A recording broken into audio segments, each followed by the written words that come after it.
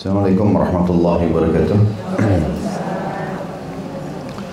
Alhamdulillah, tidak pernah berhenti kita memuji Sang Pencipta Allah atas segala nikmat yang dilimpahkan kepada kita.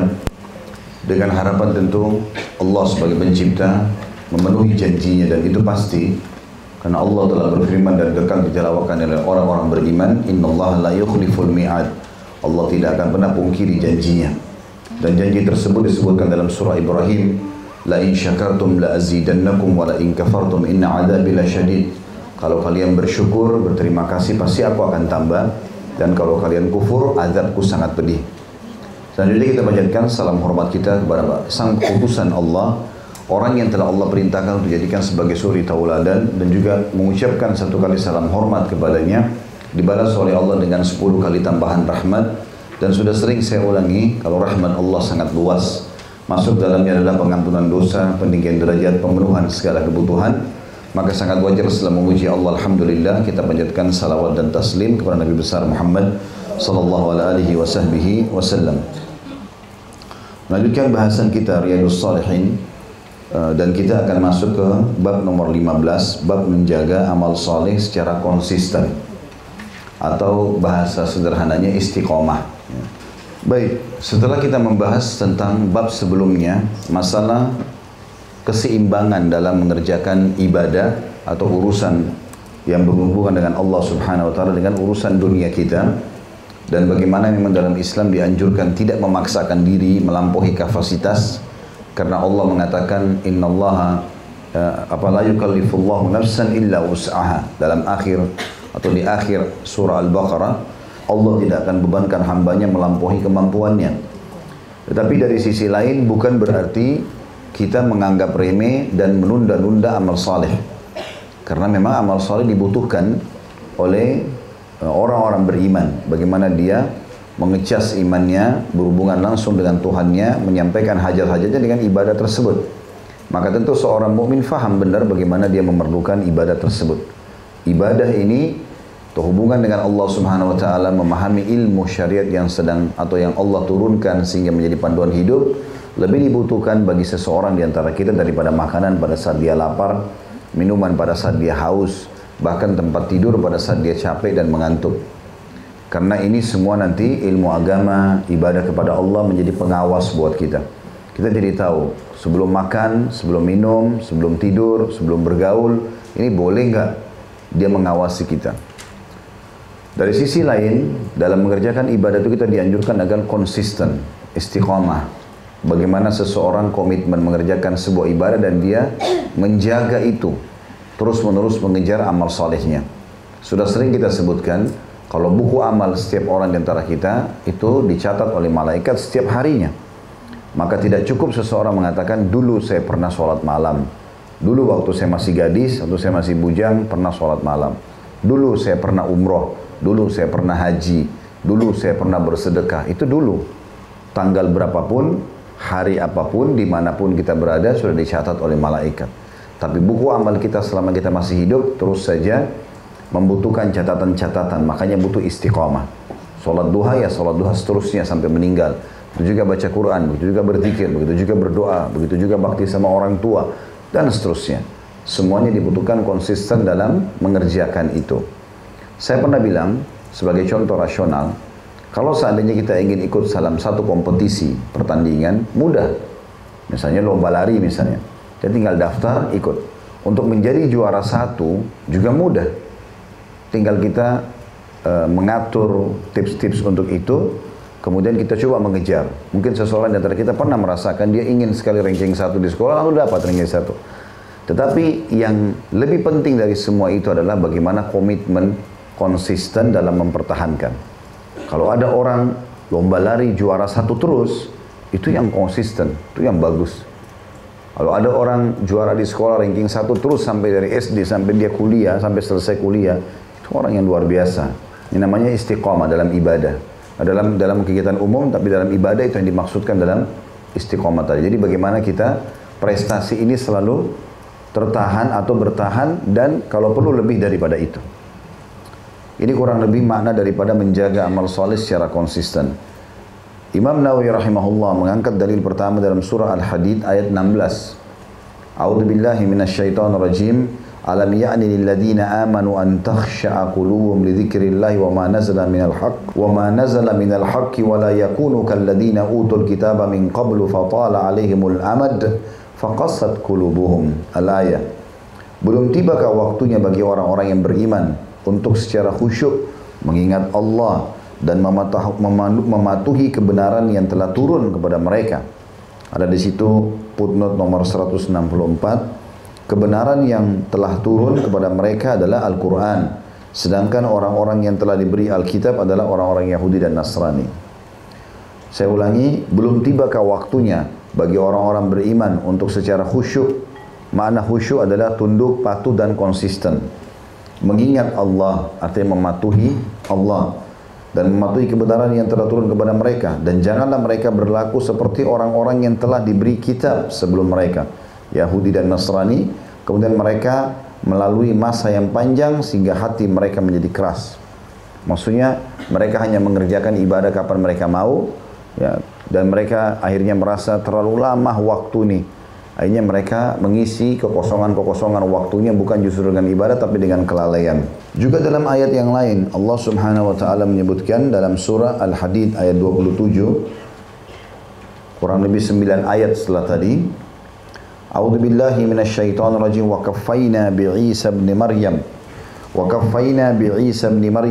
atainahu al-injila wa ja'alna fi qulubil ladzina ittaba'uhu ra'fatan wa rahmatan wa rahbaniyatin ibtada'uha ma katabnaha 'alaihim illa ibtigha'a ridwanillahi fama ra'awha haqqa ri'ayatiha. Al-ayah. Dan kami susulkan pula Isa putra Maryam dan kami berikan Injil kepadanya. Dan kami jadikan rasa santun dan kasih sayang dalam hati orang-orang yang mengikutinya. Mereka mengada-ngadakan rahbaniyah, padahal kami tidak mewajibkan kepada mereka. Rahbaniyah artinya memaksa diri dalam masalah ibadah. Yang kami wajibkan hanyalah mencari keridhaan Allah, tetapi tidak mereka pelihara dengan semestinya. Artinya ayat ini menjelaskan ada juga orang yang mau istiqamah tapi dia berlebihan sehingga dia menerapkan peraturan-peraturan untuk dirinya yang memberatkan. Ya, ini sudah kita sebutkan sebenarnya di bab sebelumnya ya. Kasus Abdullah bin Amr bin As yang tidak mau nikahi wanita atau dia nikahi wanita tapi tidak disentuh, nggak mau istirahat malam, mau puasa terus, akhirnya diingatkan oleh Nabi alaihi salatu wassalam. Juga dalam surah An-Nahl ayat 92 Allah berfirman, A'udzu billahi minasyaitonir rajim wa la takunu kallati naqadat gazlaha min ba'di quwwatin ankatha. Dan janganlah kalian seperti seorang perempuan yang menguraikan benangnya yang sudah dipintal dengan kuat menjadi cerai-berai kembali. Ya. Jadi maksudnya adalah jangan sampai ibadah yang sudah kalian kerjakan lalu kalian tinggalkan begitu saja dengan anggap remeh, mengatakan kan sholat malam saya sudah tahu keutamaannya, saya sudah pernah kerjakan, ya sudahlah. Ya, kesannya begitu. Allah mengatakan jangan seperti itu. Kalau kalian sudah buat benang dililit satu sama yang lain, jangan dicerai-beraikan lagi. Ya. Juga Allah mengingatkan di dalam surah Al-Hijr ayat 99, A'udzu billahi minasyaitonir rajim, wa'bud rabbaka hatta ya'tiyakal yaqin. Dan sembahlah Tuhanmu sampai yakin atau ajal datang kepadamu. Dan ini tentu ayat yang paling kuat berhubungan dengan bab kita. Ya. Bagaimana kita disuruh komitmen untuk mempertahankan ibadah-ibadah kita sampai mati. Jadi kalau ada bisikan di benak Bapak Ibu sekalian, saya setelah mengerjakan ibadah sekarang sudah mulai faham apa yang harus saya lakukan, maka jawabannya sederhana, istiqomah. Bagaimana mempertahankan itu? Seringkali kata para ulama muncul di benak orang-orang beriman, kalau mereka sudah mulai mengerjakan ibadah, maka syaitan bisikan, ya kau kan sudah tahu, ya sudahlah, coba yang lain. Kau kan sudah tahu taubat, maka tidak apa-apa buat dosa, nanti kan bisa taubat. Terus diiming-imingkan sesuai dengan pengetahuan dia, sehingga kadang-kadang dia lalai. Dia melakukan maksiat, dia lupa, mungkin dia bisa meninggal tiba-tiba. Berapa banyak orang yang subhanallah selama hidupnya sudah melakukan kebaikan-kebaikan, di akhir hidupnya ditutup dengan maksiat. Bisa saja terjadi seperti itu. Dia selalu sholat, dia selalu jaga ibadahnya, pas akhir hidupnya, temannya ajak ke diskotik, dia pergi, ikut-ikutan mau coba mabuk, keluar, tabrakan, meninggal. Bisa saja ditutup dengan su'ul khatimah. Makanya orang harus istiqamah karena dia tidak tahu kapan dia meninggal, gitu kan?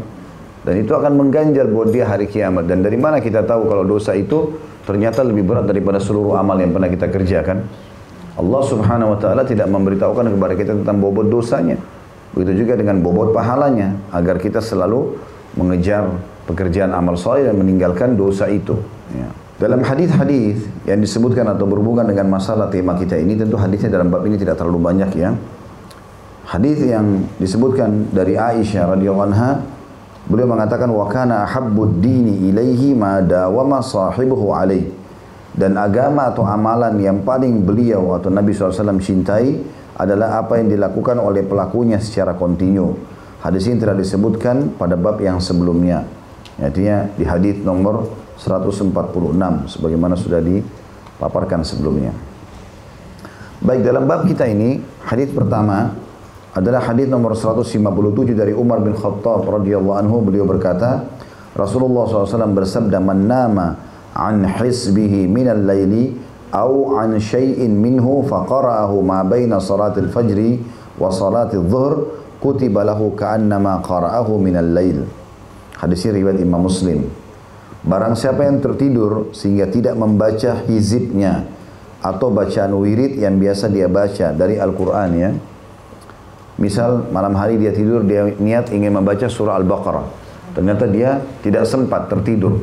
Atau dia pada saat bangun sholat tidak sempat menyelesaikannya. Atau sebagian hizibnya, hizib itu bagian dari Al-Quran, di malam hari. Kemudian dia membacanya pada waktu antara sholat subuh dan sholat duhur, kayak kita sekarang pagi, maka tetap ditulis untuknya seolah-olah dia membacanya di malam hari. Hadis ini diriwayatkan Imam Muslim. Dan ini hadis banyak pelajaran yang bisa diambil. Yang pertama tentunya bahwasanya orang yang istiqamah mengerjakan sebuah ibadah, Allah akan catatkan baginya pahala itu bergulir terus. Dan khusus bagi orang yang sudah rutin mengerjakan sebuah jenis ibadah, maka dibolehkan dia mengerjakan di waktu lain. Contoh misal Nabi SAW pernah ketiduran dan tidak sempat sholat malam. Maka beliau kerjakan sholat malamnya sebelum duha. Nabi SAW dikatakan dalam riwayat pernah mengerjakan sholat malamnya sebelum duha. Dan beliau menggenapkan witirnya. Jadi tadinya cuma 11 rakaat, Nabi SAW kerjakan 12 rakaat. Karena ini bagi orang yang sudah terbiasa melakukan, ya. Sama orang terbiasa melakukan sholat duha misalnya. Sholat duha waktunya jelas. Pada saat unta sudah mulai merasakan terik matahari, ya kalau kita mungkin jam 8 ya, sampai menjelang duhur. Tetapi kalau ada orang yang sudah komitmen mengerjakan itu, udah biasa. Dan kebetulan betul-betul dia lupa, lewatlah dia sampai menjelang dekat hampir waktu duhur. Ini waktu yang dilarang sholat sebenarnya. Tapi dia boleh kerjakan karena dia sudah rutinitaskan itu. Ya, dia sudah merutinitaskan. Dan ini tidak berlaku bagi orang yang tidak mengerjakan rutinitas. Kemudian pelajaran yang kedua adalah semua ibadah yang dikerjakan di malam hari lebih afdal daripada siang hari. Semua yang dikerjakan di malam hari lebih afdal daripada siang hari, baik itu zikirnya, doanya, ya, sholatnya. Tentu kita bicara sunnah ya. Kalau sholat wajib itu tetap lebih afdal daripada sholat sunnah. Makanya Nabi SAW mengatakan afdalus sholati ba'dal maktuba sholatul qiyam. Sholat yang paling afdal setelah sholat 5 waktu adalah sholat tahajud. Artinya duha, sholat taubat, sholat apalah tahiyat masjid. Semua ini terkalahkan pahalanya dengan sholat tahajud. Karena dikerjakan di malam hari. Ya. Karena pada saat itu memang ujiannya berat. Orang lagi pada tidur ya. Kemudian kita bangun. Sampai kata Nabi SAW, Afshus salam, sebarkanlah salam di antara kalian. Wa at'imut ta'am, dan berikanlah makan kepada orang-orang. Wasilul arham, lanjutkanlah hubungan silaturahim. Wasallu bin naili wan nasu niyam. Wasallu bil laili wan nasu niyam, dan salatlah malam hari pada waktu manusia tidur. Tadkhulul jannata bisalam, karena akan masuk ke dalam surga dengan sambutan yang meriah. Jadi memang bangun sholat di malam hari adalah ibadah yang lebih baik. Begitu juga rentetan semua ibadahnya, berdoanya, berzikirnya, baca Qur'annya, segala macam. Ini lebih afdal. Dan ini umumnya kata ulama kembali kepada hadis yang sahih riwayat Bukhari, kalau tertinggal sepertiga malam Allah Subhanahu wa taala turun ke langit bumi. Dan ini tidak terjadi pada waktu-waktu lain di siang dan sore hari. Hanya di malam hari saja, maka ini membuat ibadah itu lebih afdal. Itulah diambil dari potongan makna hadis di sini. Dan barang siapa yang membaca bacaan hizibnya atau pilihan surahnya yang dia tidak sempat baca di malam hari Al-Quran, lalu dia baca antara subuh ke duhur di pagi hari, tetap dibaca, dicatat dia membacanya di malam hari. Artinya pahalanya lebih besar. Ya, pahalanya lebih besar. Hadis selanjutnya nomor 158 dari Abdullah bin Amr bin As radhiyallahu anhuma. Beliau berkata, Rasulullah SAW bersabda, "Ya Abdullah, la takun mithla fulan, kana yaqumul laili fataraka qiyamul lail." Wahai Abdullah, kata Nabi SAW, janganlah kamu menjadi seperti si fulan. Dia dulu melakukan qiyamul lail, namun kini dia meninggalkan qiyamul lailnya. Hadis ini riwayat Bukhari, Muslim. Ya. Ini berarti menandakan Nabi SAW larang. Kalau dulu kau pernah kerjakan sudah dicatat. Sekarang, besok, lusa, selama kau belum meninggal lakukan terus. Dan sudah pernah saya bilang, Bapak Ibu sekalian, dalam hal ibadah kita harus paksa. Nggak bisa tidak. Kalau Bapak Ibu tidak paksakan diri mulai sekarang, saya harus bangun sholat malam. Belum terbiasa bangun, bunyikan jam beker. Bangun, tidur lebih cepat, diniatkan dalam hati. Kalau tidak dilakukan mulai sekarang, kira-kira kapan? Karena jiwa kita akan selalu dikuasai syaitan dengan sifat malas. Nggak mau, tunda-tunda. Syaitan kan suka kasih angan-angan. Ya. Nanti aja, kamu masih muda, malam masih panjang. Begitu Nabi SAW sampaikan.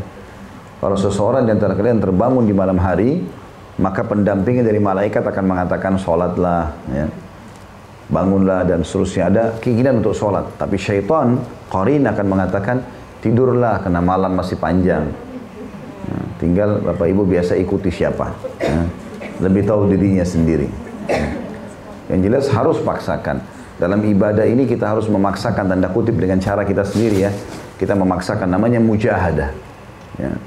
Bagaimana dia melawan dan memaksakan diri untuk sedekah, untuk baca Quran, untuk apa saja, komitmen harus.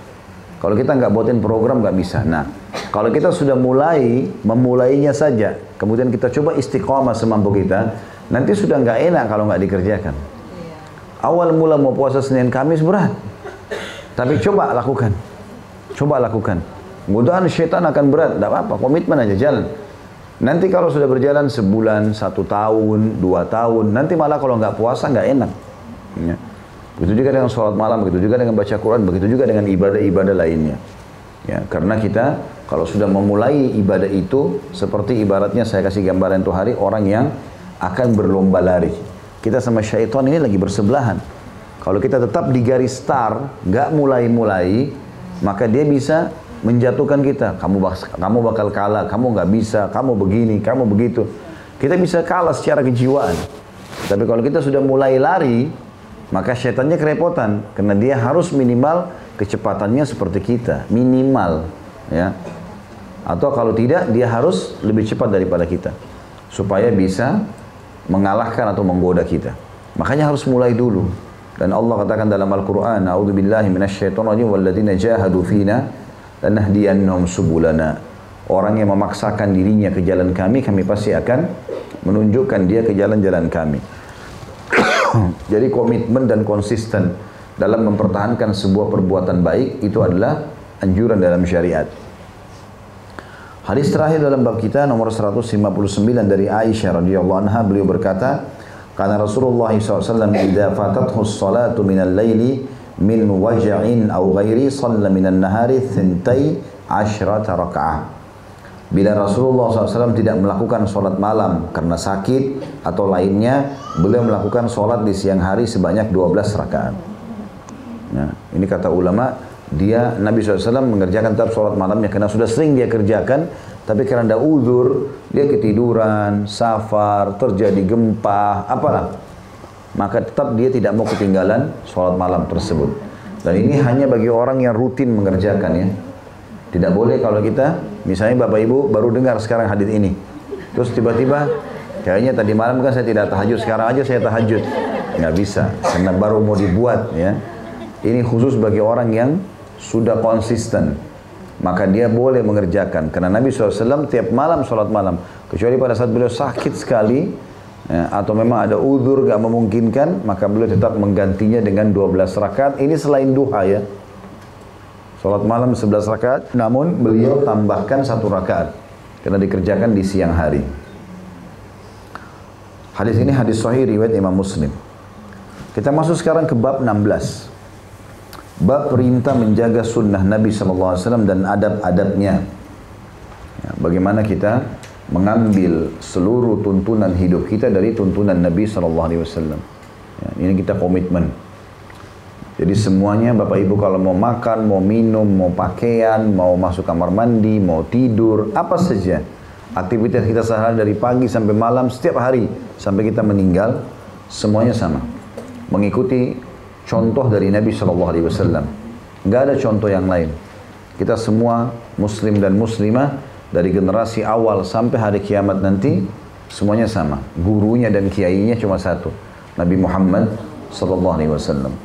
Semua kiai, ustadz-ustadz, dai-dai, ulama yang datang semua hanya melanjutkan apa yang diajarkan oleh Nabi SAW. Makanya kalau mereka mengajarkan bukan seperti yang Nabi SAW ajarkan, maka kita tolak. Ya. Harus dikatakan Nabi SAW contohkan begini, Nabi SAW pernah anjurkan, sahabat mengatakan kami melihat Nabi SAW melakukannya, maka itu yang harus digarisbawahi. Baik, dalil pertama dalam komitmen atau menjaga sunnah-sunnah Nabi SAW dan adab-adabnya, menjadikannya sebagai pegangan hidup, adalah surah Al-Hasyr ayat 7. A'udzu billahi minasyaitonir rajim. Wa ma ataakumur rasulu fakhuduhu wa ma nahakum anhu fantahu. Apa yang diberikan Rasul kepada kalian, maka terimalah, dan apa yang dilarangnya bagi kalian, maka tinggalkanlah. Ini perintah langsung dari Allah Subhanahu wa taala. Semua yang Rasul perintahkan, makan, dari makanan, dari minuman, dari pakaian, dari pendapatan, pergaulan, segala macam, terimalah.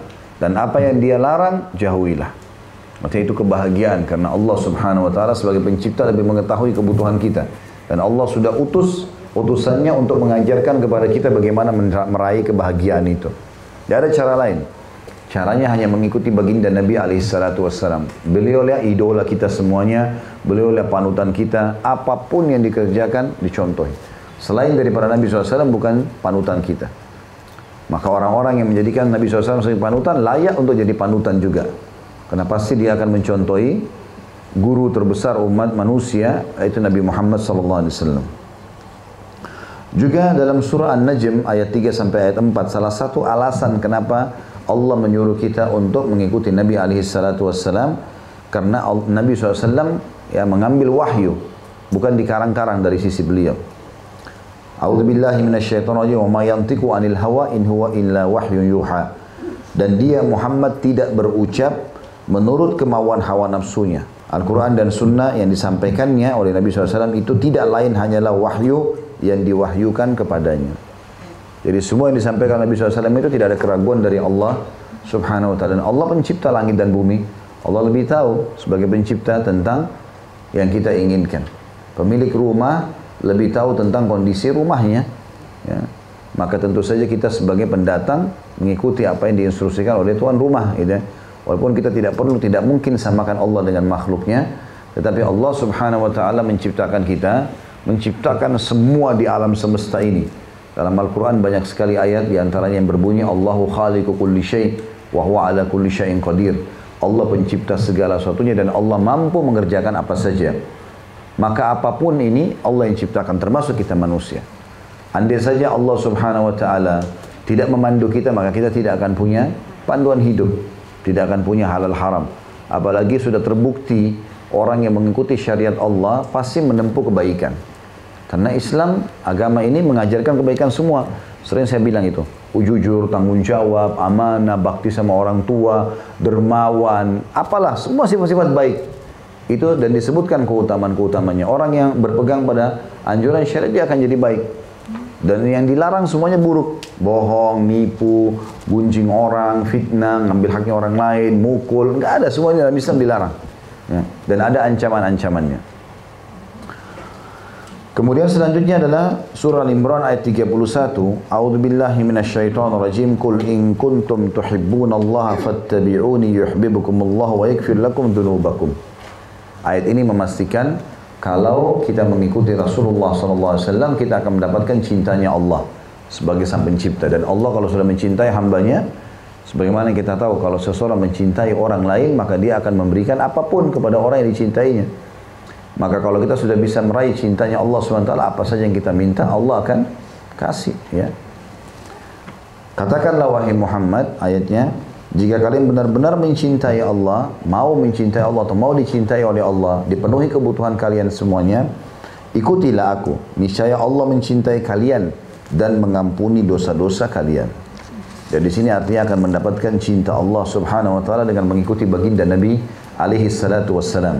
Juga dalam surah Al-Ahzab ayat 21 Allah berfirman, A'udzubillahi minasyaitonir rajim, laqad kana lakum fi Rasulillahi uswatun hasanatun liman kana yarjullaha wal yawmal akhir. Sungguh telah ada pada diri Rasulullah SAW suri tauladan yang baik bagi kalian, yaitu bagi orang yang mengharap rahmat Allah dan kedatangan hari kiamat. Ya, artinya mencontohi Nabi SAW dalam segala hal itu adalah kebahagiaan. Bagi orang yang mau bahagia dunia, bagi akhirat tidak ada pilihan lain. Enggak ada idola lain. Hanya Nabi Muhammad SAW. Pelajari sirahnya, pelajari hadis-hadisnya, jadikan pegangan hidup, pasti sudah mendatangkan kebahagiaan. Dan sudah terbukti, satu generasi manusia, para sahabat semuanya jadi baik dengan mengikuti Nabi SAW. Bahkan umat ini semuanya jadi baik bila mengikuti ajaran Nabi SAW. Juga dalam surah An-Nisa ayat 65. A'udzubillahi minasyaitonirrajim. Fala rabbika la yu'minuna hatta yuhakkimuka fima shajara bainahum thumma la yajidu fi anfusihim harajan mimma qadaita wa yusallimu taslima. Maka demi Tuhanmu, mereka tidak beriman hingga mereka menjadikanmu hai Muhammad sebagai hakim dalam perkara yang mereka perselisihkan. Kemudian mereka tidak merasa keberatan dalam hati mereka terhadap putusan yang kamu berikan. Dan mereka menerima dengan sepenuhnya. Mau dianggap imannya sempurna, jadikan Nabi SAW sebagai hakim kita. Ya, terjadi ribut suami istri. Jadi percekcokan antara sahabat sama sahabatnya. Apa saja yang sedang terjadi, maka jadikan Nabi SAW sebagai penengah. Kan Nabi sudah meninggal Ustaz. Iya, syariatnya kan ada. Dipakai syariat Nabi SAW. Sebagai peraturan-peraturan pemerintahan, peraturan peradilan, ya, peraturan rumah tangga, semuanya begitu, komitmen. Ya. Rumah tangga bicara suami istri. Di tengah-tengah kita hukum Allah. Ya. Kita berjalan sekarang, Allah dan Rasul yang mengadili kita. Ada sesuatu kita kembalikan ke siapa yang salah ya, dia harus kembali ke jalan Allah. Siapa yang benar ya didukung. Gitu. Begitu juga dalam seluruh lini kehidupan kita. Ini yang dikatakan, maka demi Tuhanmu hai Muhammad, mereka tidak beriman hingga mereka menjadikanmu sebagai hakim dalam perkara yang mereka perselisihkan. Kemudian mereka tidak merasa keberatan dengan keputusan, ya, tidak merasa keberatan dalam hati mereka terhadap putusan yang kamu berikan, dan mereka menerima dengan sepenuhnya. Ini tanda keimanan seseorang menerima semua hukum Rasulullah SAW. Walaupun kita tidak suka, keputusannya tetap itu yang terbaik. Ya. Karena Allah Subhanahu Wa Taala yang memerintahkan Nabi-Nya Muhammad SAW sebagai Allah sebagai pencipta lebih faham tentang keadaan kita. Maka Allah pun menurunkan hukum-hukum tersebut. Juga dalam surah An-Nisa, masih surah yang sama, tapi mundur ayatnya, tadi ayat 65, ini ayat 59. A'udzubillahi minasyaitonirrajim, fa in tanaza'tum fi syai'in farudduhu ila Allahi war Rasuli in kuntum tu'minuna billahi wal yawmil akhir. Al-ayat. Kemudian jika kalian berbeda pendapat tentang sesuatu apa saja, ya, baik masalah kecil atau masalah besar, ya, maka kembalikanlah kepada Allah, maksudnya ikuti Al-Quran, dan kepada Rasul, maksudnya sunnah Nabi SAW. Jika kalian beriman kepada Allah dan hari akhir, maka tidak ada pemisahan antara agama dengan negara, agama dengan ekonomi. Seperti sekarang sering disebarluaskan oleh pemahaman sekuler dan pemahaman yang semisalnya, bahwasanya harus memisahkan antara agama sama lini kehidupan yang lain. Ya. Pada saat Katolik berkomitmen untuk menerapkan agama Kristen dalam kehidupan mereka, keluarlah orang-orang yang memprotes, akhirnya muncul pemahaman Protestan, dan mereka ya, memisahkan antara agama dengan lini kehidupan mereka, sehingga dalam agama Kristen tidak harus seorang ekonom atau politikus faham agamanya. Dan kita sayangkan sekarang itu masuk dalam kehidupan umat Islam, padahal kita nggak bisa seperti itu. Untuk menjadi seorang pemimpin negara, untuk menjadi seorang pemimpin lembaga atau apa saja, agamanya didahulukan. Agama nomor satu. Makanya Nabi SAW jadi pemimpin di Madinah. Makanya Nabi SAW juga ya pada saat mau meninggal menunjuk Abu Bakar. Karena Abu Bakar adalah ulamanya sahabat. Dan pada saat Abu Bakar mau meninggal tulis wasiat menunjuk Umar bin Khattab. Dan alasannya karena Umar bin Khattab adalah orang yang paling faham halal haram di antara kalian. Begitu juga pada saat Umar mau meninggal menunjuk yang tertunjuklah Utsman bin Affan setelah bermusyawarah. Begitu juga setelah meninggal Utsman, Ali bin Abi Thalib dan begitu seterusnya. Harusnya komitmennya pada agama. Karena dengan fahamnya agama seorang pemimpin, maka tentu dia akan menerapkan hukum Allah Subhanahu wa taala. Dan masalah-masalah ini, masalah riba, masalah segala macam ini akan hilang dengan sendirinya karena dia faham itu nggak boleh dan diubahlah kepada sistem Islam. Ya. Kalau kita tidak punya sistem yang benar teman-teman sekalian, tidak mungkin Islam berjaya sampai kurang lebih 1300 tahun. Ya. Kita baru sekitar 100 tahun saja tidak menguasai dunia. Sebelumnya, bacalah sejarah-sejarah tentang masalah bagaimana Nabi SAW mendirikan negara Islam 10 tahun pertama di Madinah. Kemudian Khulafaur Rasyidin melanjutkan sampai 30 tahun ke depan, sampai tahun 40 Hijriah. Berdiri dinasti Umayyah dari tahun 40 sampai 132 Hijriah. Kerajaan besar. Romawi pun waktu itu tunduk dengan kerajaan kaum muslimin. Ada sistem ekonomi, sistem peradaban, sosial, semuanya lengkap. Tidak ada sesuatu yang tertinggal dalam Islam. Tidak ada yang tidak dijelaskan. Datang Abbasiyah lebih jauh lagi berkuasa. Dari tahun 132 sampai 656 Hijriah. Setelahnya datang Uthmaniyah. Dari 670 Hijriah sampai kurang lebih 100 tahun yang lalu saja. Mereka tidak terapkan hukum Islam. Setelah mereka tinggalkan syariat Islam, maka jadi runtuhlah Khilafah Uthmaniyah menjadi republik. Dan akhirnya terpuruk seperti negara-negara yang lainnya. Maka komitmen kembali kepada agama dan ajaran Nabi SAW ini, itu adalah kebahagiaan dan keberhasilan yang sudah terbukti, bukan cuma sekedar teori, tapi terbukti di lapangan. Bagi yang menerapkannya maka akan berjaya di muka bumi. Kemudian selanjutnya adalah dalam surah An-Nisa ayat 80. A'udzubillahi minasyaitonirrajim. Di situ ada paragraf saya belum baca. Setelah An-Nisa 59, para ulama menyatakan bahwa maknanya adalah kembali kepada Al-Quran dan Sunnah. Maksudnya An-Nisa 59 tadi ya. Kemudian selanjutnya An-Nisa 80. A'udzubillahi minasyaitonirrajim. May yuti'ir rasula faqad ata Allah. Barang siapa yang mentaati Rasul Muhammad SAW, maka sungguh dia telah mentaati Allah. Makanya di masjid Nabi SAW, di rumah Nabi, tiap hari selalu saja ramai sahabat yang menanyakan tentang perkara-perkara hidup mereka. Semuanya dihadapkan kepada Nabi SAW. Apa yang Nabi SAW hakimi, mereka terima itu. Mereka menerima itu. Kemudian surah Asy-Syura ayat 53 juga berbunyi, A'udzubillahi minasyaitonirrajim. Wa innaka latahdi ila siratim mustaqim. Siratillah. Al-ayah, ini ada lanjutan ayat tapi ini saksi bahasan. Dan sungguhnya kamu benar-benar memberi petunjuk kepada jalan yang lurus, hai Muhammad, yaitu jalannya Allah. Jadi tidak ada salah sama sekali dalam mengikuti perintah Nabi SAW. Halal yang dihalalkan Nabi SAW. Perintah yang diperintahkan oleh beliau. Larangan yang dilarang oleh beliau. Semuanya wajib patuh. Yang mengaku muslim. Dari pemimpin negaranya sampai masyarakat biasanya. Dari orang kaya sampai orang miskin. Laki-laki, perempuan. Semua sudah ada syariat yang mengatur itu. Juga dalam firman Allah SWT dalam surah An-Nur ayat 63. A'udzubillahi minasyaitonirrajim. فَلْيَحْذَرِ الَّذِينَ يُخَالِفُونَ عَنْ أَمْرِهِ أَنْ تُصِيبَهُمْ فِتْنَةٌ أَوْ يُصِيبَهُمْ عَذَابٌ أَلِيمٌ. Maka hendaklah orang-orang yang menyalahi perintah Rasul takut akan ditimpa cobaan atau ditimpa azab yang pedih. Jadi di sini ayat-ayat sebelumnya memerintahkan kita untuk menjadikan Nabi SAW sebagai suri tauladan. Ayat ini lebih tegas lagi. Siapa yang menolaknya atau bertolak belakang dengan hukum Nabi SAW sampai menjelang hari kiamat nanti, semua ini berlaku. Nah, siapapun dia, walaupun Nabi SAW sudah meninggal, maka Allah Subhanahu Wa Taala mengancamnya dengan cobaan dan juga azab yang pedih. Karena dianggap kenapa dia memilih selain ajaran baginda Nabi alaihi salatu wassalam. Tidak mungkin ada yang salah di situ. Kalau kita belum bisa menerima karena kebodohan dan kedangkalan ilmu kita. Tapi kita harus belajar, berdoa kepada Allah Subhanahu Wa Taala agar syariat-syariat Allah melalui Nabi Muhammad SAW kita terima. Begitu dalam surah Al-Ahzab ayat 34. Ini ayat terakhir yang diangkat oleh Imam Nawawi dalam awal pembukaan bab ini. A'udzu billahi minasyaitonir rajim wadhkurna ma yutla fi buyutikunna min ayatillahi wal hikmah. Dan ingatlah apa yang dibacakan di rumah kalian dari ayat-ayat Allah dan hikmah sunnah Nabi kalian. Tentu ayat-ayat ini ya, turun untuk istri-istri Nabi SAW. Allah SWT memerintahkan mereka untuk tinggal di rumah, kemudian membaca ayat-ayat Allah dan menerapkan dalam kehidupan mereka. Dan kata beliau, ayat-ayat lain dalam bab ini berjumlah banyak. Sedangkan hadis-hadisnya adalah, yang pertama, hadis nomor urutan 160.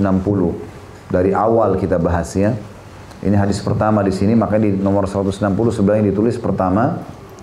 Dari Abu Hurairah radhiyallahu anhu, dari Nabi SAW beliau bersabda, "Da'uni ma taraktum, innama ahlaka man kana qablakum kathratu su'alihim wa ikhtilafuhum ala anbiya'ihim, fa idza nahaitukum an syai'in fajtanibuh wa idza amartukum bi amrin fa'tu minhu mastata'tum." Hadis ini sahih riwayat Bukhari Muslim.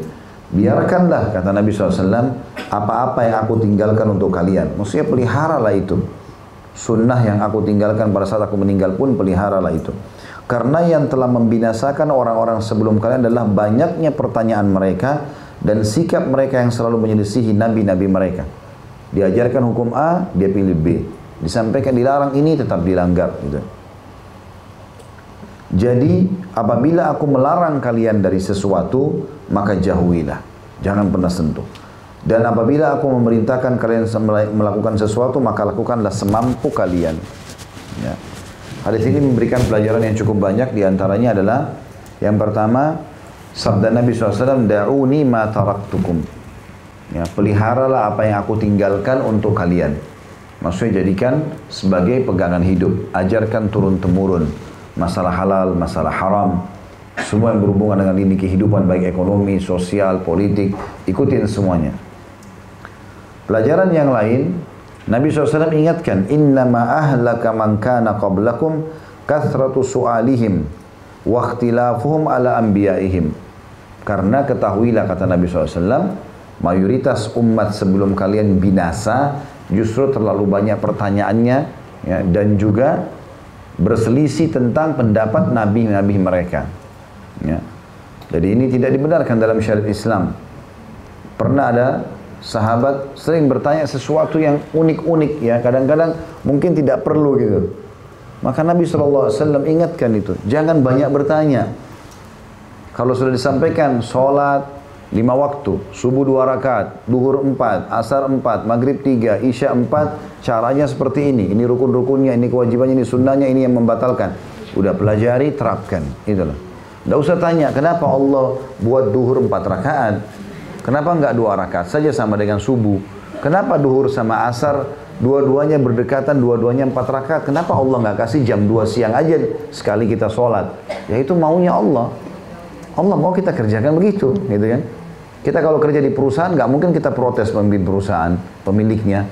Sekarang kita kerja di satu perusahaan, udah ditaruh alamatnya misalnya di jalan ini, ukuran tanahnya sebesar itu, warna cat bangunannya begitu, peraturan kantornya juga ada, jam kerja dan segala macam, penentuan gaji. Lalu orang datang, diubah sama dia, diubah catnya, ya, sebagai pegawai, protes kenapa ini harus pakai kipas, kenapa pakai AC merek ini, ya dikeluarin lah. Ini mau kerja atau mau protes gitu ya? Ya, kita lahir di muka bumi semua sudah ada belum? Sudah ada. Kan kita buka mata Pak waktu bayi, mulai kita faham, pohon sudah ada, udara sudah ada, air sudah ada, tiba-tiba sudah ada orang tua kita. Kita sudah lahir seperti kita pendatang, udah ada semuanya. Ikutin apa yang ada, jangan melanggar fitrah itu. Gitu. Allah Subhanahu wa taala sudah tentukan hukum untuk kita. Ya. Maka pernah Nabi SAW naik di atas mimbar, kemudian beliau sambil berkata kepada para sahabat, jangan banyak bertanya kepadaku, karena mayoritas orang ya binasa sebelum kalian justru karena banyak pertanyaan mereka.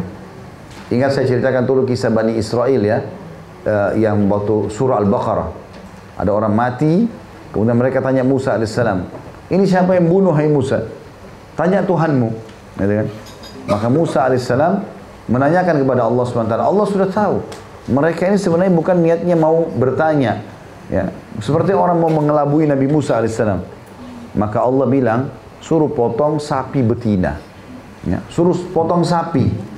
Ya, sapi setelah dipotong, ambil dagingnya, potongan pahanya, tepuk ke orang matinya bisa ngomong. Kata orang-orang Bani Israel, masa masuk akal daging sapi sudah mati, ditepuk ke orang mati ngomong. Ini di sini aja sudah ada yang ragu nih. Barusan kaget tadi. Maka Musa alaihissalam ditanya lagi oleh mereka, warna apa sapinya hai Musa? Seperti apa bentuknya? Karena banyak bertanya, Allah beratkan, sapi betina. Warnanya kuning kemas-emasan, tidak pernah dipakai bajak, dan setiap orang lihat suka. Maka repotan akhirnya. Kata para ulama tafsir, andai saja Bani Israel dari awal Allah perintahkan suruh sembelih sapi, walaupun sapi jantan, sapi betina, mau pincang, mau kurus, dipotong, selesai. Tapi karena mereka bertanya jadi rumit. Jadi dirumitkan, gitu kan. Makanya yang dimaksudkan, makanya Nabi SAW bilang, jangan banyak bertanya. Kalau sudah diterapkan hukum Allah, terima saja. Pasti itu yang terbaik, gitu kan. Ya, jadi dengan cara seperti itu kita akan lebih mudah bisa menerima ya hukum-hukum Allah Subhanahu wa taala. Kemudian potongan yang selanjutnya adalah yang potongan ketiga dari hadis ini ya. Fa idza nahaitukum an syai'in fajtanibu. Makanya kalau aku perintahkan sesuatu jauhi. Makna jauhi di sini artinya jangan dekati ya. Berarti kalau mendekati saja nggak boleh apalagi mengerjakan. Nah, itu makna daripada potongan hadis ini, fajtanibu. Mirip dengan perbuatan zina yang Allah bilang dalam Al-Quran, wala taqrabuz zina. Jangan dekatin zina itu. Jadi supaya tidak didekatin supaya tidak terjerumus. Ya. Itu yang makna atau diambil daripada makna kalimat tadi, fajtanibu, jauhilah. Juga potongan yang keempat dari hadis adalah wa idza amartukum bi amrin fa'tu minhu mastata'tum. Dan kalau aku perintahkan kalian sesuatu, kerjakan semampu kalian. Ya, jadi kalau dosa wajib didahului, kalau ibadah kerjakan semampu kalian.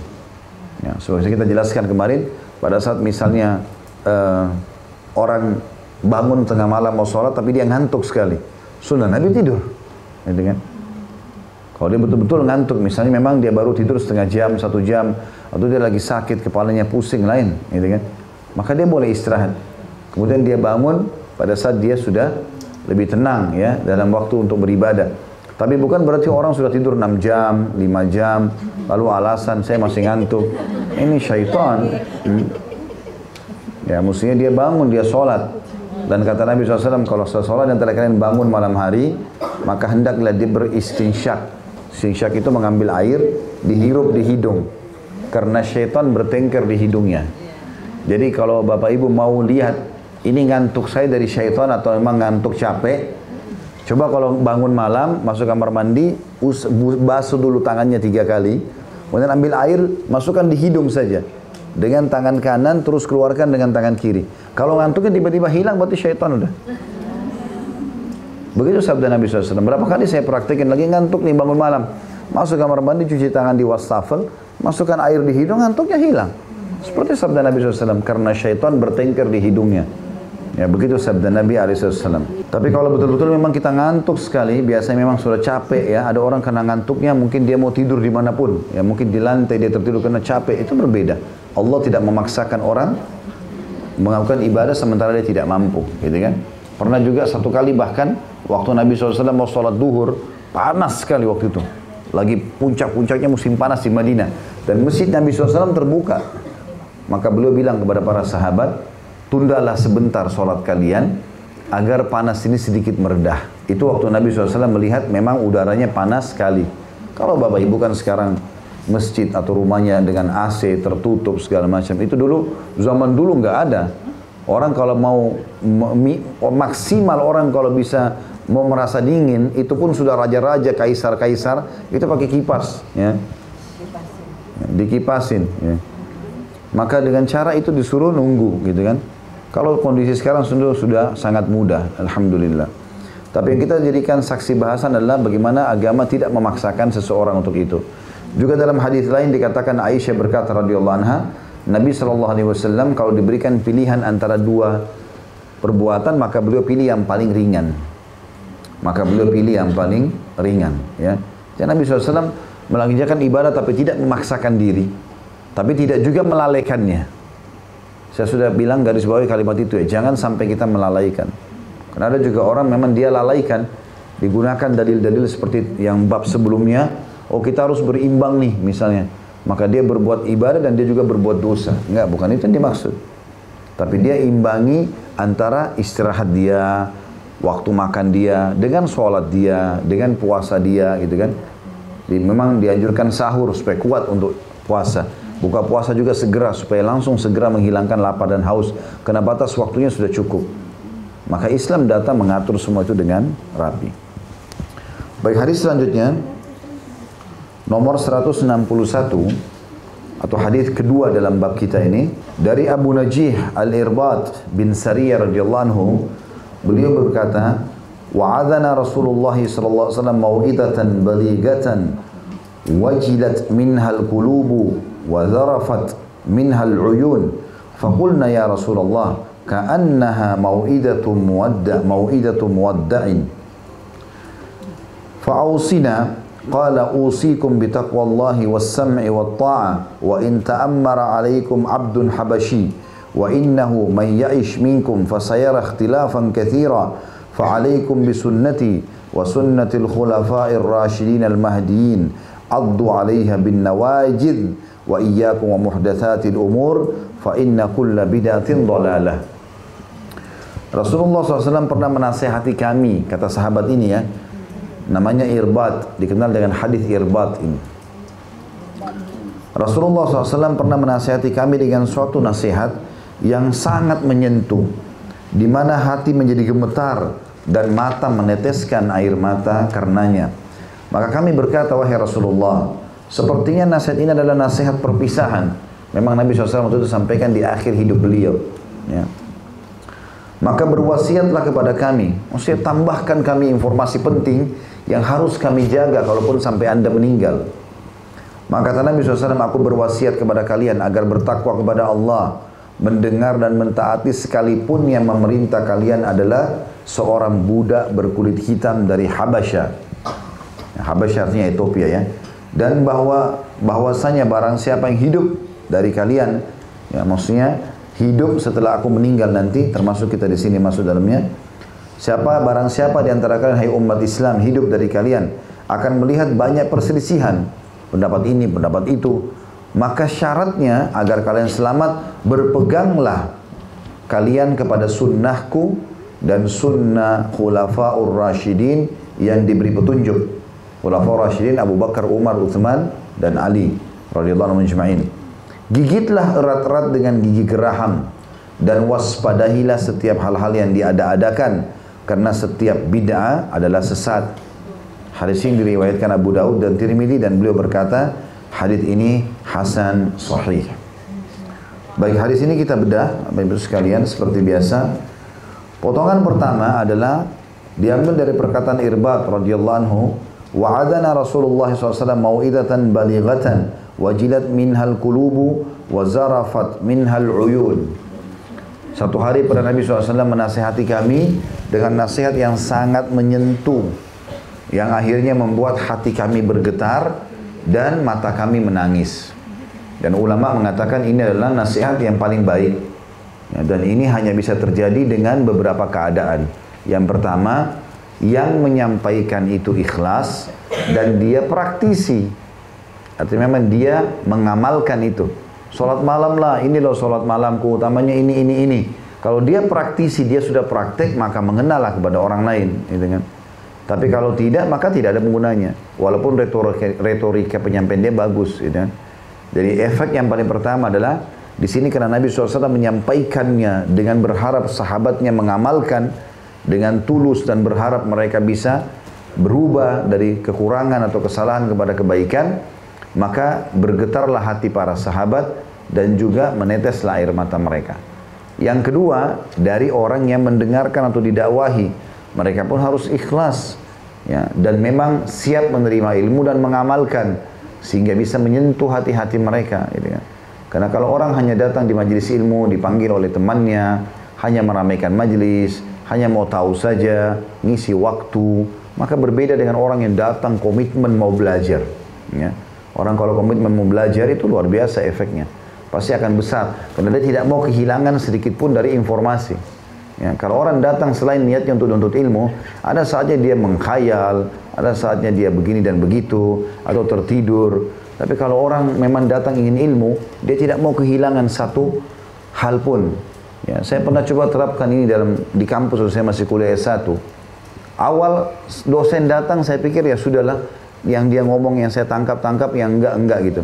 Akhirnya memang seperti niatnya, innamal a'malu binniyat, maka cuma 50% apa yang dosen ucapkan difahami, yang sisanya nggak paham. Karena kita tidak niat dari awal. Saya coba ubah niat itu, saya dari kursi belakang kelas, saya ke depan. Saya lihat di depan ini ternyata orang-orang yang duduk sibuk dengan nulis apa yang dosen bilang. Di belakang ini tidur, ya. Ini di kelas saya dulu, bukan di sini ya. Gitu, saya dulu di belakang, di sebelah saya ada orang-orang dari Afrika, di meja pada tidur, orang Saudi ada tidur. Mereka nggak dengar apa yang dosen bilang. Dosen masuk, assalamualaikum, keluar, assalamualaikum, dia nggak ngerti apa-apa. Maka akhirnya saya duduk di depan, saya coba lihat, saya coba tangkap, ini dosen sampaikan apa sih?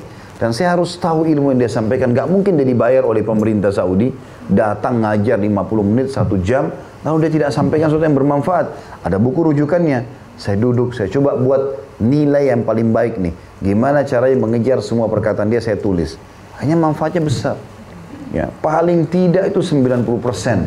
Kita udah bisa tangkap, kalau tidak sampai 100% yang kita fahami. Dan ini teman-teman sekalian manfaatnya besar sekali. Ya. Makanya peringatan akan menyentuh kalau dari dua sisi. Kita yang menyampaikan dan kita juga atau orang-orang yang mendengarkan dua-dua sisinya.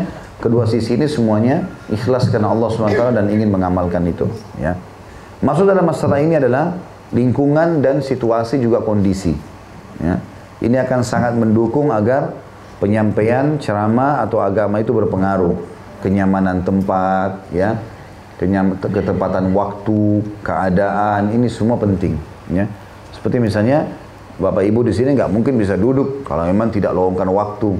Pekerjaan yang mau dikerjakan sudah diatur sedemikian rupa, sudah dijalankan, sudah ditunjuk siapa yang akan mengerjakan misalnya, sehingga tidak ada beban pikiran. Ya, tapi kalau orang ada janjian jam sekian, dia datang ta'lim, cuma 15 menit saya bisa dengar, lalu pergi. Maka yang didapatkan juga hanya sebatas itu. Ya. Maka dia harusnya datang dan komitmen. Sekali datang majelis ilmu ya sudah sampai habis sekalian gitu ya. Maka ini juga termasuk kondisi, situasi ya, suasana, ini semua masuk dalam penyebab bisanya sampai bergetarnya hati seseorang. Yang terakhir, yang keempat, selain kesiapan pemateri, kesiapan orang yang belajar, ya, kemudian situasi, kondisi tadi dan suasana, juga adalah maksiat ya, atau bersihnya orang dari dosa. Selama dosa masih ada, Bapak Ibu belum bertaubat kepada Allah, masih mengganjal, susah sekali bisa menerima ilmu. Ilmu itu hanya akan diberikan kepada orang yang bersih hatinya. Allah akan buat hatinya bergetar. Itulah perkataan Imam Syafi'i rahimahullah dalam pepatah yang masyhur. Syaqautu ila waqi'i su'a hifdhi. Aku mengeluhkan buruknya hafalanku kepada Imam Waqi', gurunya beliau. Fa arsyadani ila tarkil ma'asi. Maka dia memerintahkan aku untuk meninggalkan dosa-dosa. Wa akhbarani bi anna ilma nurun, dan dia memberitahukan kepadaku bahwasanya ilmu itu adalah cahaya, wa nurullahi la yu'ta li 'asi. Dan cahaya Allah tidak akan dikasih kepada pelaku maksiat. Jadi ini bentrok seperti minyak sama air.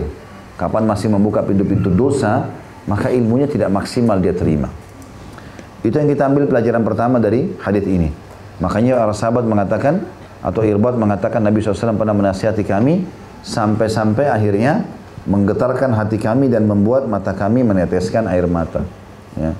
Tentu di sini teman-teman, kalau sampai kita meneteskan air mata antara kita sama Allah SWT, tiba-tiba kita dengar hadis tentang neraka kah, atau kisah tentang orang saleh lalu kita menangis, itu tanda keimanan dan kebaikan. Bukan riya masalah itu. Kecuali ada orang dasarnya niatnya riya, sengaja taruh balsam di dekat matanya supaya bisa nangis terus dan dipuji orang, ya. Allahu alam ini, ya. Jadi itu memang beda. Tapi kalau orang tersentuh tiba-tiba, maka itu berarti tanda-tanda keimanan. Potongan yang kedua adalah perkataan Irbad dan para sahabat. Faqulna ya Rasulullah ka'annaha mau'idatu muwadda'in atau muwaddi'in. Fa'ausina. Wahai Rasulullah, ini seakan-akan nasihat terakhir nih. Sepertinya perpisahan. Kok Nabi semangat benar nyampein gitu loh. Seakan-akan Nabi ini sudah akan meninggal dunia. Maka wasiatkan kepada kami. Pelajaran di sini adalah bagaimana jelinya sahabat menangkap keadaan Nabi SAW. Jadi kita bisa melihat ya, orang ini sakit atau tidak ya. Kita bisa tahu keadaannya kan. Atau penyampaian itu disampaikan kenapa. Mungkin memang betul-betul ada sesuatu yang sangat besar yang ingin disampaikan. Maka sahabat jeli menangkap itu. Ya. Seringnya atau pekahnya seseorang itu muncul justru karena seringnya berinteraksi. Ya, Khadijah radhiyallahu anha mengetahui kebutuhan Nabi SAW karena seringnya interaksi. Maka Nabi SAW melalui Jibril SAW menjamin surga bagi Khadijah karena kepekaan itu. Pernah saya ceritain kisah itu ya. Seperti itulah kurang lebih gambarannya. Makanya kita boleh di sini meminta untuk diberikan wasiat. Wasiat artinya nasihat yang sangat penting, ringkas dan padat. Ya. Itu pelajaran kedua. Bagaimana jelinya sahabat melihat keadaan Nabi SAW dan bagaimana mereka segera memaksimalkan kesempatan itu sambil mengatakan wasiatkan kepada kami. Potongan ketiga, nasihat Nabi SAW, wasiatnya. Dan ini buat para sahabat dan buat kita. Qala usikum bitaqwallah. Ini nasihat pertama. Aku mewasiatkan kepada kalian agar bertakwa kepada Allah. Makna bertakwa, tunduk dan patuh. Tunduk dan patuh. Apapun yang Allah perintahkan, kerjakan. Apa yang Allah larang, jauhi. Dimanapun berada. Mirip dengan wasiat Nabi SAW kepada Abdullah bin Abbas radhiyallahu anhuma, ittaqillah haitsuma kunt. Ya, bertakwalah kepada Allah dimanapun kau berada. Karena perintah jilbab yang ibu-ibu lakukan ini berlaku di Indonesia, berlaku juga di Amerika, berlaku di Cina, berlaku di mana-mana. Salat 5 waktu yang kita kerjakan berlaku di sini, berlaku di Amerika, berlaku di mana-mana. Haramnya babi di sini dan khamr haram juga di mana-mana. Jadi bukan berarti di Indonesia kita komitmen lalu kita pergi ke Amerika mabuk misalnya, ya, atau pergi kemana terus kita tidak sholat. Enggak. Karena hukum Allah berlaku di setiap tempat. Bertakwa kepada Allah, ini wasiat Nabi SAW yang pertama. Dan kita sudah tahu pernah ada ceramah saya di YouTube judulnya Bekal Dunia Akhirat. Kurang lebih waktu itu saya coba cari di Mu'jam Al-Fadl Quran. Saya temukan tidak kurang dari 228 ayat tentang takwa. Banyak sekali. Dan keutamanya terlalu banyak kalau mau disebutkan. Tapi Allah berikan jalan keluar dari permasalahannya. Allah berikan rezeki. Allah ampuni dosa-dosanya. Banyak sekali manfaat ketakwaan kepada Allah SWT. Saya sarankan Bapak Ibu kembali ke ceramah itu judulnya Bekal Dunia Akhirat ya. Kemudian wasiat yang kedua dari Nabi SAW adalah was-sam'i wat-ta'ah wa in ta'ammara 'alaikum 'abdun habasyi. Patuhlah dan taatlah walaupun yang memimpin kalian seorang budak dari Ethiopia. Ya, kebetulan di zaman Nabi SAW umumnya budak-budak itu berkulit hitam dan mereka berasal dari Ethiopia. Nah, kalau budak zaman dulu tuh bisa diperjualbelikan ya. Dan mereka dianggap seperti level nomor 2 di kalangan manusia. Itu berlaku sampai masih terjadinya perang dunia dulu ya. Itu dihapus, hanya disepakati. Ya, secara internasional nggak boleh lagi ada perbudakan. Lalu sebelumnya ada perbudakan. Dan budak-budak ini dulu mayoritasnya dari Ethiopia. Mereka berkulit hitam. Ya, kemudian mereka diperjualbelikan di pasar dan dipekerjakan. Maka Nabi SAW mengingatkan tentang pentingnya patuh pada pemerintah setempat selama bukan maksiat kepada Allah. Ya, seperti lampu-lampu lalu lintas, KTP, SIM, apalah ya, peraturan pemerintah ikuti selama bukan maksiat kepada Allah. Nabi SAW mengatakan patuhlah dan taatlah. Walaupun yang mimpin kalian secara fisik kalian tidak suka, berkulit hitam, budak lagi. Dalam hadis lain kata Nabi SAW, patuhilah pemimpin kalian walaupun yang memimpin kalian budak dari Ethiopia, rambutnya seperti kismis. Ya, artinya keribo kecil-kecil. Ya, ya, itu sampai artinya zaman dulu orang anggap itu kayak kekurangan, tapi ternyata Nabi bilang tetap harus patuh. Ya, tetap harus patuh karena efek mudarat daripada ketidakpatuhan pada pemerintah setempat ini lebih besar daripada kebaikannya. Nah, selama itu bukan maksiat kepada Allah SWT dan kita dilarang untuk menghina-hina pemimpin atau pemerintahan. Jangan lagi dihubungkan dengan Pilpres 2019 ini. Saya ingatkan dari sekarang, saya bicara hukum agama terus sampai kapanpun kita butuh ini. Karena mulai saya lihat di YouTube itu mulai lagi ya, ditulis lagi Pilpres 2019, nggak ada hubungannya ini. Ya. Kita bicara hukum agama kapanpun, walaupun ini sudah terjadi pemilihan presiden nanti, tetap aja saya bicara sama. Gitu kan. Hukum Allah tidak akan berubah ini. Jadi jangan dipotong-potong hanya untuk maslahat tertentu. Kata Nabi SAW, Man ahana amira wa ahanahullah. Siapa yang menghina pemimpinnya, maka Allah menghinanya. Ya. Kita lakukan mendoakan orang kebaikan, ya. Kita doakan kebaikan ataupun kita memberikan nasihat, ya, sesuatu yang positif, ya, bukan malah keburukan-keburukan. Karena belum tentu juga kalau kita yang memimpin lalu kemudian sama. Ini wasiat yang kedua dari Nabi SAW. Kemudian yang ketiga, Nabi SAW pastikan kalimat penting di sini. Ya, ini wasiat yang ketiga. Wa innahu may ya'ish minkum fasayara ikhtilafan katsira. Ketahuilah siapapun yang terkadang yang hidup nanti sepeninggalku. Makna hadis ini adalah Nabi bilang yang hidup sepeninggalku. Maka dia akan lihat banyak perselisihan. Makna perselisihan adalah di kalangan umat Islam sendiri. Pendapat ini, pendapat itu, banyak pendapat. Saling membenarkan satu pendapatnya masing-masing, saling menyerang, gitu kan. Ini banyak. Lalu Nabi SAW ingatkan, supaya tidak masuk dalam perselisihan itu, fa'alaikum bisunnati, berpegang pada sunnahku, kembali kepada komitmen. Ada enggak perkataan qala Rasulullah SAW, Nabi yang mengucapkan, gitu kan? Kalau enggak ada jangan.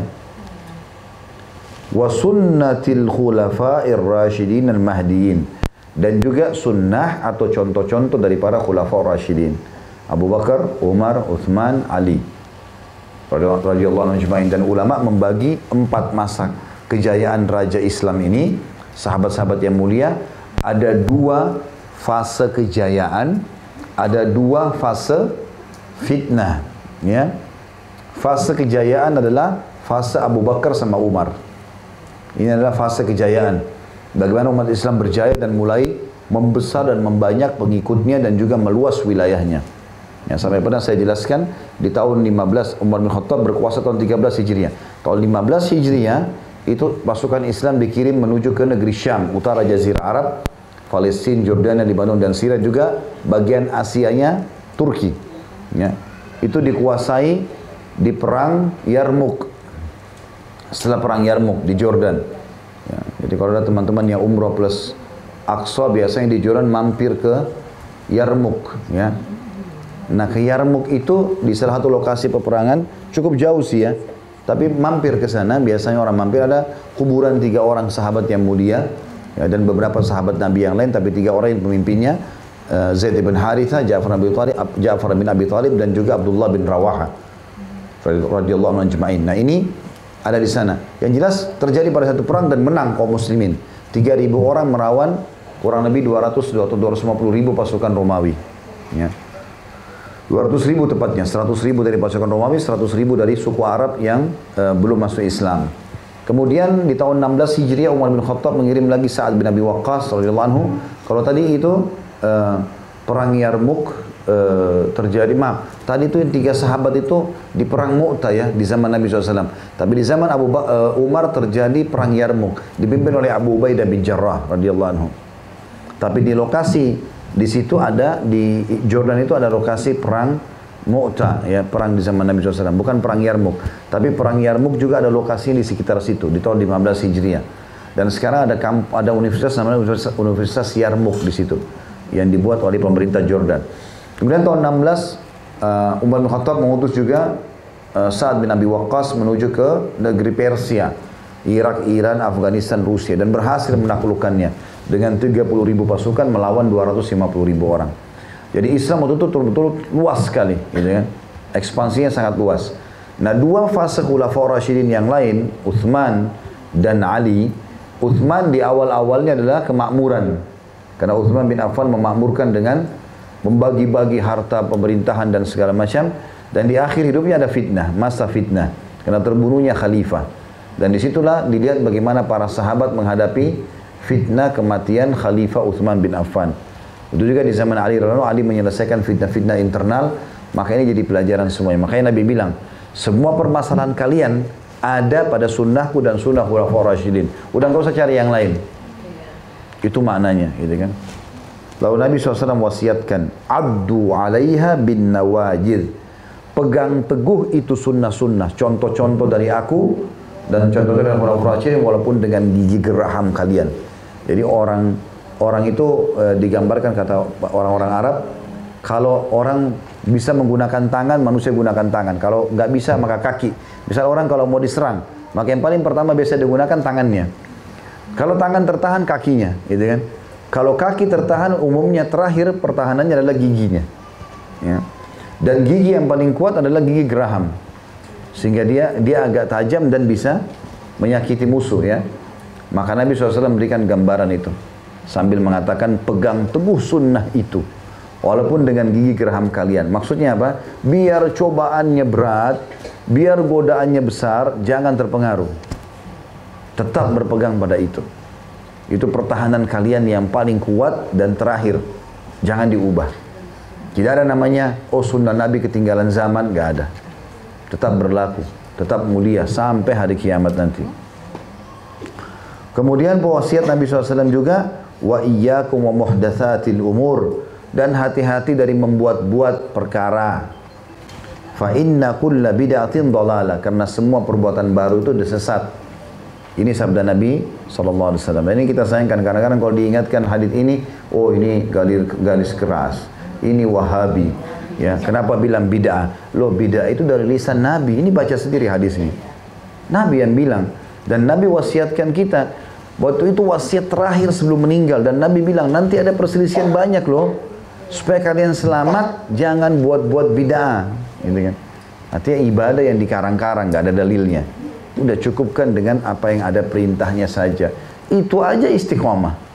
Ya, kalau Bapak Ibu sudah bisa duhanya, sholat malamnya, zikir pagi petangnya, baca Qur'annya, istiqomah, sampai mati masuk surga udah. Ngapain nambah-nambah?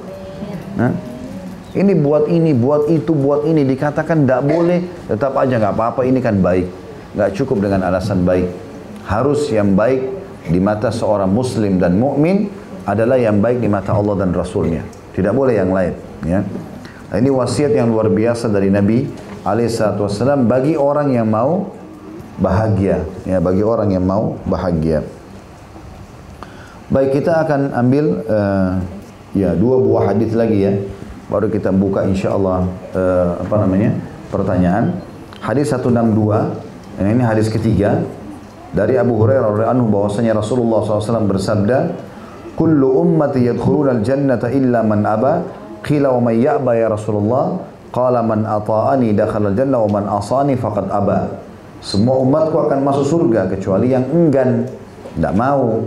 Dikatakan oleh para sahabat, siapa yang enggan wahai Rasulullah? Beliau bersabda, barang siapa yang taat kepadaku dia pasti masuk surga, dan barang siapa yang mendurhakaiku maka ia enggan. Hadis ini diriwayatkan Imam Bukhari. Hadis ini sama dengan hadis sebelumnya, tapi ini lebih ringkas saja. Kalau Nabi SAW menyuruh kita untuk mengikuti ajaran beliau alaihissalam, taati semuanya. Aku perintahkan, lakukan. Aku larang, tinggalkan. Baik itu yang diperintahkan wajib atau sunnah, kerjakan semua. Karena hukum-hukum sunnah pun tetap dianjurkan untuk dikerjakan. Jangan ibu dan bapak sekalian terpengaruh dengan syaitan mengatakan, kan tahajud cuma sholat sunnah, kan sedekah cuma sunnah, kan zikir pagi petang cuma sunnah. Benar, tapi itu kan juga perintah Nabi. Masa kalau diperintahkan hanya sekedar untuk jadi kenangan? Enggak, untuk dikerjakan. Kan itu. Lah ya. Makanya Nabi SAW mengatakan dalam sebuah hadis Bukhari yang lain, Allah berfirman, gitu kan? Tidak ada amal, kata Allah SWT, yang paling aku cintai dari hambaku melebihi apa yang aku wajibkan terhadap mereka. Jadi sholat 5 waktu itu harus betul-betul kita perindah benar-benar. Pakaiannya bersih, sholatnya khusyuk, gitulah. Kita kerjakan semua itu dengan baik, gitu kan? Puasa Ramadan, zakat, haji, ini semua kita maksimalkan. Lalu kata Nabi SAW, Allah juga berfirman lanjutannya, dan setiap hamba terus saja mendekatkan diri kepadaku dengan amal-amal sunnah sampai aku mencintainya. Jadi fungsi amal sunnah menandakan cintanya Allah SWT. Seperti kalau pegawai banyak lemburnya sehingga banyak prestasi perusahaan yang didapatkan, maka membuat pemilik perusahaan tambah suka, ya.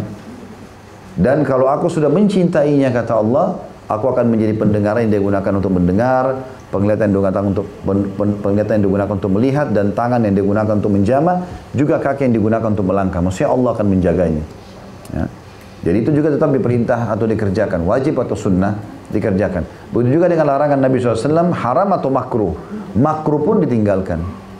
Seperti minum berdiri, ya, atau makan dan minum berdiri, ya. Ini semua ya, larangan, makruh. Tapi tetap dilakukan, jangan sampai dilanggar. Walaupun makruh tidak berdosa ya. Para sahabat itu komitmen sekali. Bahkan para ahli hadis itu bisa menilai hadis seseorang kualitasnya berkurang hanya karena dia makan berdiri atau melanggar hal-hal yang dimakruhkan oleh Nabi SAW. Dianggap walaupun makruh karena pintu haram adalah makruh. Ya. Maka kalau orang biasa mengerjakan yang makruh, yang haram jadi biasa nanti. Tapi kalau dia tinggalkan yang makruh, yang haram lebih dia jauhi. Mirip dengan sunnah-sunnah. Kalau bapak ibu biasa kerjakan yang sunnah, puasa Senin Kamis, sholat sunnah, maka sholat wajibnya jadi lebih terjaga otomatis, gitu kan? Maka ini dimaksud dengan komitmen tadi. Nah, siapa yang mentaatiku pasti masuk surga kata Nabi SAW, dan siapa yang mendurhakaiku, tidak mau atau menganggap ini sunnah Nabi SAW, maka dia menolak untuk masuk ke dalam surga. Ya. Allahu a'lam. Baik, sampai sini saja bahasannya. Semoga bermanfaat. Subhanakallahumma bihamdika, asyhadu an la ilaha illa anta, astaghfiruka wa atubu ilaik. Assalamualaikum warahmatullahi wabarakatuh.